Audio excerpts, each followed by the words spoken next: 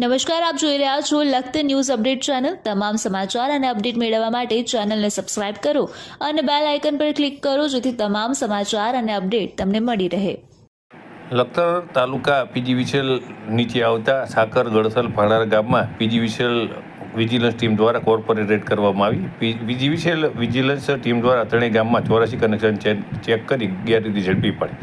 લખતર તાલુકામાં છેલ્લા ઘણા સમયથી ટીસી ઉપર મૂકવામાં આવેલ મીટર અને ઘરમાં મૂકવામાં આવેલ મીટરમાં રીડિંગમાં ઘણો તફાવત આવી રહ્યો છે। આથી પીજીવીસીએલની વિજિલન્સ ટીમ દ્વારા મીટર રીડિંગમાં તફાવત આવતા ગામમાં કોર્પોરેટ રેડ કરવાનું નક્કી કરી અને વીજ ચોરી ઝડપી લઈ આવા તત્વો સામે કાયદેસરની કાર્યવાહી કરવાનું શરૂ કર્યું છે। તેના ભાગરૂપે પીજીવીસીએલની વિજિલન્સ ટીમ દ્વારા જુદી જુદી ટીમ બનાવી કોર્પોરેટ કરવાના ભાગરૂપે લખતર તાલુકાના ભાલાડા સાકર ગળથલ ગામમાં 84 કનેક્શન ચેક કરવામાં આવ્યા હતા। તેમાંથી 3 વીજ કનેક્શન ધારકો સામે વીજ ધારા કલમ 126 મુજબ કાર્યવાહી કરવામાં આવી હતી, ત્યારે વીજ ધારા કલમ 135 મુજબ 7 વીજ કનેક્શન ધારકો સામે કાયદેસરની કાર્યવાહી કરવામાં આવી હતી।